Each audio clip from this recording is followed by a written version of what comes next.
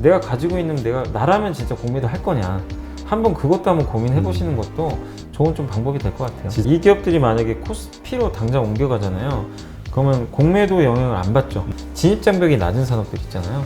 그런 기업들은 공매도 세력에 타겟팅이 좀 될 수가 있어요. 네, 그러면 이번에는 이제 공매도 관련해서 좀 질문을 드릴게요. 이제 공매도 재개가 한 2주밖에 안 남았죠? 네.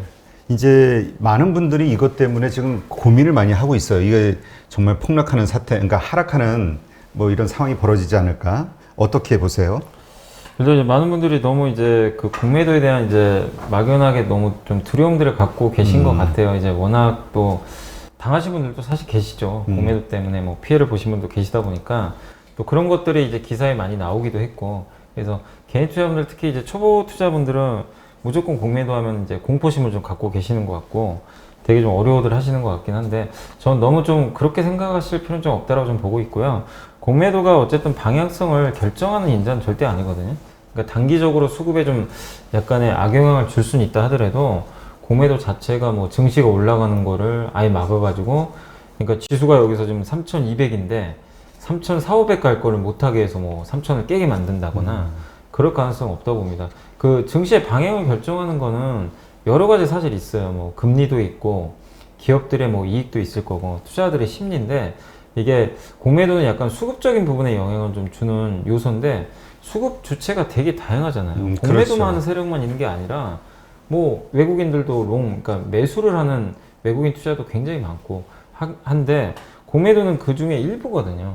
근데 그 일부가 그 증시를 막 이렇게 쥐락펴락하고 그럴 가능성은 좀 높지 않다고 보고 있고, 거기다가 또 전 종목, 전 업종에 다 하는 게 아니라 350개 종목이잖아요. 물론 그렇죠. 이제 비중이 이 350개 종목이 크긴 하다고 하더라도 워낙에 옛날에는 뭐 2,400개에 달하는 기업들을 다 매도할 수 있었다면 지금 또 그런 건 아니기 때문에 여러분들이 너무 거기 공매도에 대해서 막연하게 좀 이렇게 생각할 필요는 저는 없다, 이렇게 말씀드리고 싶고, 다만 이제 약간 이거는 뭐 이렇게 될지 안 될지 모르겠지만 그 코스피 200과 코스닥 150에 이제 관련돼 있다 보니까 거기에 속한 기업들을 갖고 계신 분들은 좀 솔직히 마음에 부담이 느껴질 수 있어요. 왜냐면 지금 벌써부터 공매도 대상 기업 해가지고 리스트가 맞아요, 떠돌고 맞아요. 있거든요. 예, 막 뉴스에 이렇게 나오니까 뭔가 좀, 이거 찝찝한데?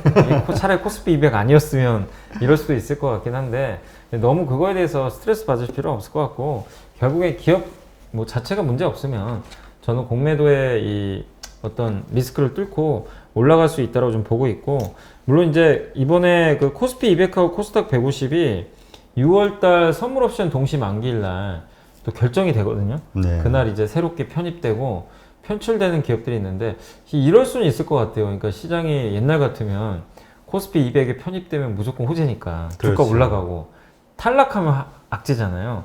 빠지는데 이번엔 반대 현상이 나올 수도 있어요. 왜냐면 물론 수급은 들어오는데 이게 이제 코스피 200 밑에 있다가 갑자기 들어오면 공매도에 노출된단 말이에요. 예, 그럴 수도 있고, 근데 오히려 코스피 200에 제일 밑에 있는 기업들 있잖아요. 간단한 기업들은 그 기업들 같은 경우는 거래량이 솔직히 많지는 않거든요. 근데 그 기업들은 이제 만약에 거기서 탈락을 하면 공매도 자체가 불가능해져요.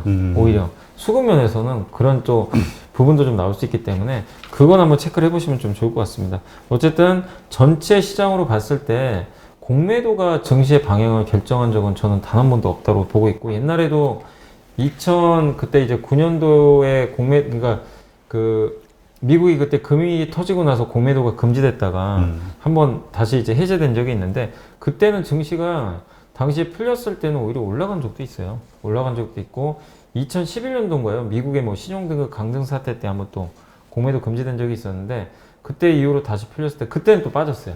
공매도가 해제되고 나서 증시가 폭락한 적이 있는데, 사실 여기서 함의하는 게 뭐냐면 다 케이스 바이 케이스입니다. 당시의 경제 상황과 그런 것들이 맞물려서 그렇게 된 거지, 결국 공매도 자체가 방향을 결정하진 않았고, 그리고 제가 크게 또 우려하지 않는 건 지금의 시장은 어쨌든 경제 펀더멘털이 지금 좋은 상태에서 금리 충격도 완화되고 유동성도 증가하고 있거든요. 그런 것들이 가미되면서 올라가는데, 단지 공매도가 나와서 이거를 뭐 막고 이럴 만한 지금 분위기는 아니에요. 제일 두려운 게 우리나라 경제 펀더멘털이 진짜 안 좋은 상황에서 공매도가 다시 재개됐을 때 그게 저는 더 무섭거든요. 네. 근데 그건 아니잖아요. 지금은 펀더멘탈도 오히려 더 강화되고 있는 상황이니까 너무 막연한 두려움은 갖지 않으셨으면 저는 좀 좋을 것 같습니다. 네. 그러면 일단 우리가 이제 좀 두려움을 그러니까 말씀하신 대로 막연할 때 자꾸 예, 두려운 거잖아요. 예. 이걸 좀 풀어서 공매도에 대해서 지금 증권가에서 얘기하는 그 기준, 공매도가 나올 만한 종목들의 기준으로 지금 나와 있는 게 한 3가지가 있네요. 네. 그러니까 그 주가가 많이 오른 종목, 네. 그 다음에 롱숏 거래에서 그 숏 매도할 네. 가능성이 높은 주식, 그다음 전환사채 잔량이 많은 네. 종목 이렇게 나누는데 네. 뭐 첫 번째 주가가 많이 오른 건 이해가 돼요. 네. 근데 롱숏 거래에서 숏 가능성 높은 주식으로 뭐 해가지고 보니까 아모레퍼시픽, 뭐 SK이노베이션, 시젠, SKC 뭐 이런 기업들을 나열을 했는데 네. 이건 어떤 의미죠? 그러니까 롱숏이 뭐냐면 헤지 펀드들이 주로 구사하는데 예를 들면 이런 거예요. 딱 같은 업종에 기업들이 많잖아요. 삼성전자와 SK하이닉스가 딱 있어요. 반도체. 근데 비메모리만 지금 좋고 메모리가 만약에 안 좋아요. 그러면 외국인들이 뭘 하냐면 삼성전자를 사요. 사고 대신에 SK하이닉스를 공매도를 쳐요. 같은 업종에서 좀 더 좋아지는 거는 사버리고 반대로 좀 약간 매력이 떨어지는 기업들 있죠. 네. 이거를 해요. 아까 아모레퍼시픽도 뭐냐면 이게 뭐 이거는 제 유추인데 LG생활건강 있잖아요. 예를 들면 이런 거죠. LG생활건강인 그동안 지난 뭐 50 몇 개 분기 연속 실적이 좋았는데 반대로 아모레퍼시픽은 지난 몇 년간 실적이 곤두박질 쳤잖아요. 예를 들면 그런 거죠. LG생활건강이 같은 화장품이지만 얘는 너무 좋아요. 이걸 롱을 하고 롱이란 건 매수거든요. 반대편에 이제 같은 경쟁사를 숏을 쳐요. 공매도를 치는 거예요. 그래서 안 좋은 건 더 안 좋아지니까 주가 빠져서 수익을 내고 오르는 건 더 올라가면서 내가 매수를 했기 때문에 수익을 내는 이게 전형적인 헤지펀드들이 주로 이용하는 전략입니다. 그래서 이거는 같은 업종에서 경쟁사들을 분석을 해가지고 근데 둘 다 좋아지면 굳이 뭐 그런 그렇죠. 거 할 필요 없는데 그러니까 SK이노베이션도 이럴 수가 있다는 거죠. LG화학과 SK이노베이션 비교를 하니까 차라리 LG화학을 롱을 하고 SK이노베이션 소스를 하자 이럴 수 있는데 근데 저는 그런 전략은 안 나올 것 같다고 보는 게 왜냐면 이노베이션이 이번에 LG랑 합의를 했잖아요. 네. 그럼 굳이 공매도를 칠 이유는 사실 없는 상태가 됐기 때문에 그래서 롱숏 펀드가 활개를 치겠죠.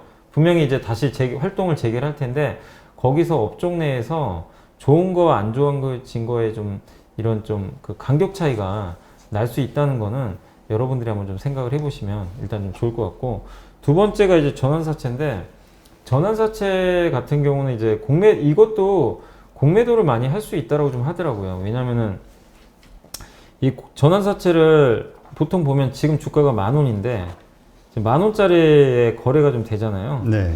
되는데 보통 전환사채 전환가가 그거보다 낮거든요. 그래서 예전에 뭐 몇 년 전에 내가 전환사채에 투자를 했는데 예를 들면은 나는 5,000원에 주식 전환이 가능한 그 전환사채를 지금 갖고 있다고 쳐볼게요. 그럼 5,000원에 내가 주식을 받을 수가 있어요. 그렇죠. 받아서 팔면 되는데 그럴 거면 지금 10,000원에 공매도를 먼저 쳐는 거죠. 그러니까 빌려다가 10,000원에 때려요. 10,000원에 먼저 때린 다음에 이 빌린 만큼 갚아주면 되죠. 갚아줄 때 이 5,000원짜리 내가 전환사채를 받아요. 그 5,000원에 난 받는 거잖아요. 이걸 그대로 넘겨주면 돼요. 그럼 그만큼의 차익을 먹잖아요. 이런 얘기가 있더라고요. 제가 기사를 읽어보니까. 근데 이게 뭐 진짜로 복잡한데? 네, 좀 복잡하긴 한데 어쨌든 전환사채 투자한 사람 입장에서는 일단 공매도로 이걸 그 가만히 앉아서 먹을 수가 있거든요. 왜냐면 나는 5,000원의 주식을 받을 수 있는 권리가 있어요. 있기 때문에 5,000원에 최소한 한 주라도 지금 살 수가 있고 근데 빌려서 10,000원에 팔아놔요. 공매도가 그거잖아요. 먼저 판 다음에 갚으면 돼요. 똑같은 주식수. 한 주에 10,000원에 판 다음에 한 주에 5,000원짜리 받아다가 자, 원 주인한테 갚아주면 나는 5,000원을 그냥 먹는 거예요. 그러니까 이런 매매가 전환사채나 BW 갖고 있는 사람들이 이거를 할 수가 있다고 하더라고요. 공매도가 재개되면. 그래서 이 부분에 있어서는 조금 리스크가 불거질 수 있는데 다만 이번에 그 코스피 200하고 코스닥 150 종목들은 전환사채 물량이 그렇게 많은 회사들이 있는 건 아니거든요. 그러니까 왜냐면 시총들이 워낙 크기 때문에 그래서 이 세 번째 방식은 그렇게 저는 이 증시의 악재는 아니라고 보고 있고 다만 두 번째 롱숏은 진짜 뭐 상대적으로 좋은 거 상대적으로 안 좋은 걸 딱 해가지고 외국인들이 각각 다르게 포지션 잡아버릴 수가 있기 때문에 그런 점에 있어서는 한번 우리가 좀 투자할 때 주의할 필요는 좀 있다라고 말씀을 드리겠습니다. 네. 근데 지난주에 보니까 사실 그 SK이노베이션을 좀 외국인들이 매도를 하는 것 같고 네. LG화학을 계속 이렇게 매수를 하더라고요. 네. 이게 그런 게 연결이 될 수도 있겠네요. 근데 그거는 저도 그러니까 지금 당장은 왜냐면 어차피 공매도 칠 수는 없는 상황이고 그렇지. 옛날부터 LG화학은 그리고 외국인들이 정말 많이 샀어요. 네, 그래서 그 외국인들의 성격이 뭔지는 잘 모르겠습니다. 오히려 SK이노베이션의 지금 이제 주가가 그런 이벤트 때문에 너무 올라와서 그냥 차익 실현한 걸 수도 있고 이노베이션 경쟁력이 없다고 본 걸 수도 있고 그건 알 수는 없는데 LG화학을 매수하는 거는 하루 이틀은 아니었거든요.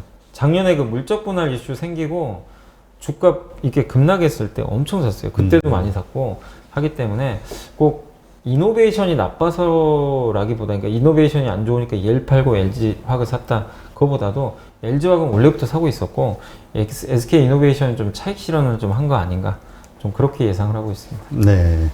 그러면 그 사실 우리가 이 공매도 이제 막상 다가오니까 오히려 사실 좀 이 이슈가 좀 많이 사그라든 것 같아요. 불과 한두 네. 달 전만 해도 공매도에 대해서는 엄청난 이슈였는데 네. 그 다시 뭔가 연장하기 재개가 되기 전에 뭔가 제도 개선을 뭐 바꾸고 뭐 여러 가지 이야기가 있었는데 뭐 달라진 게 있나요? 없습니다. 그냥 이제 그냥 한 거예요? 그대로 가는 것 같아요. 그래서 그냥 제도 개선 같은 경우 이제 불법 공매도 감시하고 그거 이제 자본시장법인가요? 그게 규정 이제 제정이 돼가지고 공매도 불법 공매도에 대한 처벌은 강화되긴 했어요. 예. 그래서 이제 이게 벌금으로 끝나는 게 아니라 이제 한마디로 감옥 갈 수도 있는 거죠. 징역형까지 살 수 있을 정도로 법은 강화됐는데 문제는 사람들이 과연 이걸 믿을 수 있냐 이거죠. 불법 그렇지. 공매도를 우리가 어떻게 알 거면 옛날에 그 삼성증권 배당 사건 아세요? 예. 그 직원들한테 예. 없는 주식. 그러니까 예를 들면 한 주에 1,000원을 줘야 되는데 1,000주를 줘버린 거죠. 그래가지고 그때 100몇억 원어치 막 물량이 쏟아졌다 그러더라고요. 근데 그게 없는 주식이 만들어진 거잖아요. 그렇죠. 예를 들면. 그러니까 한 1,000원짜리를 1,000주를 줬다는 건 이 1,000주가 그냥 갑자기 만들어진 거거든요. 그래가지고 그때 많은 사람들이 되게 놀랬던 게 아, 불법 공매도가 가능하구나. 왜냐면 이렇게 찍어서 만들어 버리면 되니까. 그렇죠. 그래서 거기에 대한 이제 투자들의 의구심을 이 금융감독원에서 확실하게 뭔가 선을 그어줘야 될 것 같아요. 확실하게 이런 거 불법이다. 우리는 못하게 철저하게 감시하겠다. 그러니까 믿을 수 있는 뭔가 투명하게 좀 제도를 운영한다거나 그런 것들을 계속 공청회를 통해서 좀 알려줄 필요가 있는 것 같습니다. 근데 그렇게 하지 않는다면 투자들의 오해는 저는 계속 이루어질 수밖에 없는 것 같고 어쨌든 법은 좀 더 강화됐지만 지금 당장 뭐 예전에 나온 거랑 지금 앞으로 5월 3일 날에 하는 게 크게 달라지는 지금 부분은 없고요. 그리고 뭐 공매도 제한을 재연장하거나 이건 쉽지 않을 것 같아요. 왜냐하면 절충안을 딱 갖고 왔었잖아요. 모든 기업을 다 공매도를 재개하는 게 아니라 350개 기업만 딱 찍어가지고 한 거기 때문에 여기서 아마 금감원 쪽에 금융위원회 쪽에서 아 이것도 안 될 것 같다. 우리 또 개인 투자분들 위해서 갑자기 제도 개선해가지고 공매도 아예 또 금지를 1년 더 연장하자. 이러긴 힘들 것 같아요. 그리고 왜냐하면 더 힘들다고 보는 게 증시가 지금 분위기가 나쁘진 않거든요. 그렇죠. 증시가 정말 폭락했으면 또 이 카드를 만지작거릴 수 있는데 시장이 우상향하고 있기 때문에 공매도 재개는 저는 좀 불가피하다. 그래서 공매도는 어쨌든 5월 3일날 재개된다는 쪽에 그냥 생각을 하시고 좀 투자를 하시면 좀 좋을 것 같고 그리고 많은 분들이 워낙 작년 10월, 그러니까 이런 경험들을 많이 하셨거든요. 작년 10월에 그 대주주 양도차익과세가 이제 부과된다고 해서 주식 파신 분이 되게 많아요. 그때 왜냐면 이거 어차피 대주주 물량 나올 텐데. 그렇죠. 그래서 미리 파신 분들이 있는데 그런 분들이 많이 당했어요.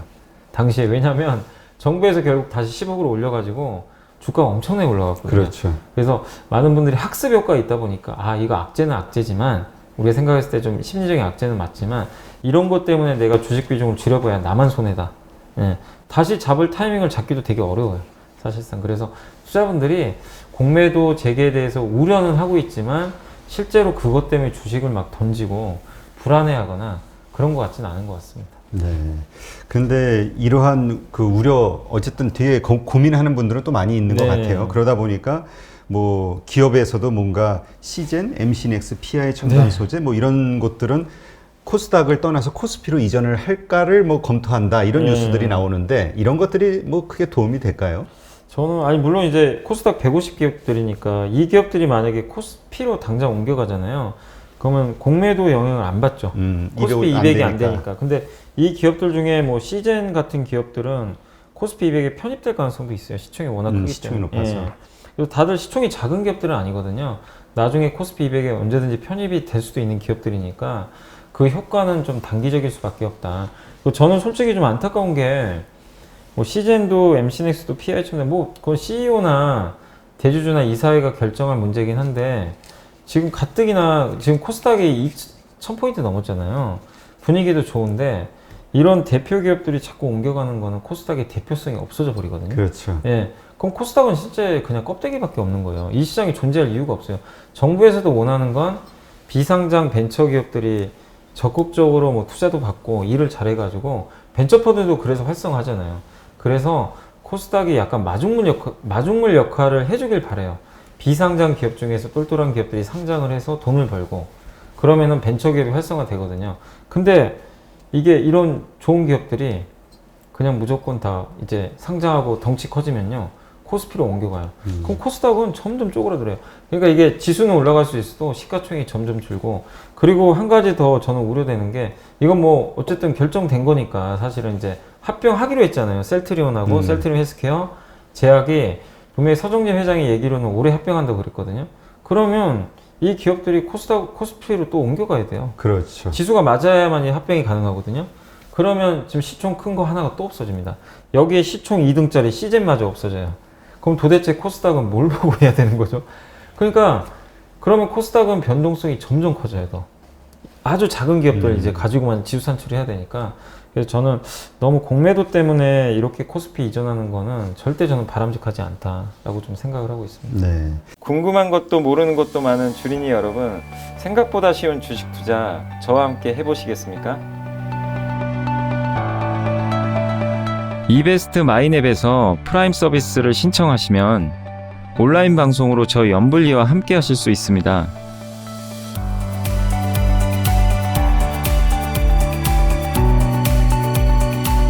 프라임 서비스를 신청하시려면 이베스트 마이넷 어플 설치 후 다이렉트 계좌 개설 메뉴에서 계좌 개설을 진행해 주세요. 다이렉트 지점 선택은 필수입니다. 마지막으로 이벤트 코드란에 연불리를 입력하시면 주식 상품권 10,000원을 화요일에 지급해 드립니다.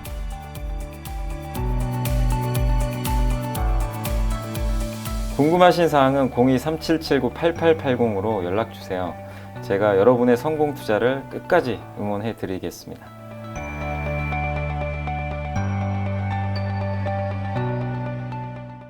근데 이제 어쨌건 지금 공매도를 기점으로 상당히 주식시장이 조정을 받을 거라고 네네. 베팅하는 분들이 많은 것 같아요. 요새 네. 곳곳에 그렇게 투자를 많이 네. 했다고 그런 얘기가 있던데 그렇다면 어쨌든 공매도를 친다는 거는 제가 전에 우리 그 미국의 그 헤지펀드 펀드 매니저하고도 인터뷰를 네. 해보니까 어떤 기업이 약점을 가지고 있느냐를 파악을 한다는 이야기를 하더라고요. 네. 그러니까 우리 입장에서는 그럼 약점이 없는 기업이 좋은 거잖아요. 네. 공매도 피하는 방법으로서도. 공매도 제기에 앞서서 개인들이 어떤 식으로 자기의 종목을 점검하거나 어떤 식의 전략을 좀 생각해 볼 수 있을까요? 일단은 이제 어쨌든 기업을 볼 때 먼저 그러니까 이 기업이 속한 산업을 먼저 일단 보실 필요가 있고요. 내가 예를 들면은 뭐 LG화학을 투자를 했다면 전방 산업이 전기차잖아요. 그렇죠. 그럼 이거는 공매도 칠 수가 없어요. 이 산업 자체에 대해서는 그잖아요. 계속 거기다가 우리나라 2차 전지 회사들은 이제 미국이 열린단 말이에요. 미국 바이든 대통령의 또 지원도 분명히 있을 거고 그래서 공매도 치기는 좀 어려운데 그래서 항상 이제 기업을 먼저 보시기보다는 먼저 체크하실 것은 내가 투자한 기업의 전방 산업이 누가 봐도 명확하게 성장의 그림이 보여지는 그런 산업이냐 아니면 너무 경쟁이 치열하거나 정부가 규제하는 산업도 있잖아요. 뭐 예를 들면 뭐 한국전력이 뭐 그런다는 얘기가 아니라 정부가 규제하는 산업은 불확실하거든요. 언제 또 무슨 악재가 생길지 모르고 아니면은 경쟁이 너무 치열한 그러니까 예를 들면 뭐 음식료나 이런 것들에선 그런 게 나올 수도 있는데 어떤 제품이 하나 딱 히트를 치니까 다 똑같이 만들어요. 예. 복사기처럼 그냥 만드는 진입장벽이 낮은 산업들 있잖아요. 그런 기업들은 공매도 세력에 타겟팅이 좀 될 수가 있어요. 공매도 세력들도 그냥 기분 나빠서 하는 게 아니야. 아, 나 이 기업 그냥 기분 나빠, 나 싫어. 이렇게 해서 공매도를 하는 게 아니라 분석을 엄청나게 왜냐면 공매도라는 건 이제 빌리잖아요. 그렇죠. 대차 거래 수수료가 장난이 아니에요. 되게 비싸요, 이거. 뭐 두 자릿수 이상인 경우도 있고. 그러면은 일단 빌리면서부터 난 손해를 보고 시작하거든요. 그렇기 때문에 철저하게 분석을 합니다. 안 좋아지는 걸 찾는 거죠. 이 공매도 세력들 같은 경우는. 그래서 여러분들이 거기서 좀 벗어나려면 내가 가지고 있는 기업들이 약점이 없어야 된다. 그건 무슨 얘기냐면 전방산업이 됐고 좋고 경쟁이 좀 치열하지 않고 이 기업만이 만들 수 있는 그런 제품들 이런 기업들은 여러분들이 크게 우려할 필요는 저는 없다. 이렇게 좀 말씀을 좀 드리고 싶고 두 번째가 이제 기업으로 그냥 가는 거죠. 기업으로 봤을 때 이 기업의 이제 올해 실적 전망치를 보시는 게 좋을 것 같아요. 올해 실적을 보실 때 반드시 하반기가 더 좋아져야 돼요. 지금 상반기가 진행 중인데 상반기 실적 좋은 거 다 반영하고 있잖아요. 그렇죠. 그래서 이미 올라간 기업들이 있어요. 근데 그런 기업인데 그 기업 중에 하반기도 좋다. 그러면 그거는 너무 걱정 안 하셔도 돼요. 근데 상반기는 좋아서 주가 올라가는데 하반기에 꺾이는 그런 섹터가 혹시라도 있다면 그런 경우에는 여러분들이 좀 리스크가 오히려 더 커질 수가 있으니까 주의를 좀 하실 필요는 있는 것 같고 마지막으로 너무 이제 밸류에이션이 비싼 기업들 있잖아요. 누가 봐도 뭐 PER이 엄청나게 비싸거나 이런 기업들인 경우에는 당연히 공매도 세력들의 좀 타겟이 될 수밖에 없는데 그래서 요새 기사 나오는 게 뭐 바이오 막 공매도 얘기 많이 나오더라고요. 바이오는 전통적으로 비싸잖아요. 근데 그 안에서도 바이오도 공매도 세력들이 바이오 함부로 하기가 쉽진 않은 게요. 갑작스럽게 신약 개발 호재가 터지잖아요. 그 공매도 세력은 거의 망할 수도 있어요. 잘못하면. 왜냐면 어마어마하게 올라가거든요. 우리가 상상하는 거 이상으로. 그래서 너무 그런 이제 고평가된 기업들은 분명히 우리가 공매도 나올 수 있다는 건 생각을 해야 되겠지만 무조건 고평가돼 있으니까 공매도 때문에 주가 빠진다가 아니라 그 고평가된 만큼 뭔가 굉장히 우리가 모르는 호재가 나오면은 저평가된 기업보다 주가가 엄청나게 더 많이 갑니다. 바이오가 예전에 그랬으니까 그렇지. 대부분. 그래서 공매도에 대해서 여러분들이 너무 막연하게 두려움은 갖지 마시되 내가 가지고 있는 기업들을 한 번 더 좀 세세하게 혹시 그러니까 이런 생각을 해보는 거죠. 내가 공매도 세력이라고 생각을 해보고 내가 가지고 있는 나라면 진짜 공매도 할 거냐. 한번 그것도 한번 고민해 보시는 것도 좋은 좀 방법이 될 것 같아요. 진짜 우리 역지사지 예, 반대 맞아요. 입장에서 예. 바라보면 또 예. 다르게 보일 수도 있는 예. 거니까. 예. 알겠습니다. 좋은 팁이네요. 예.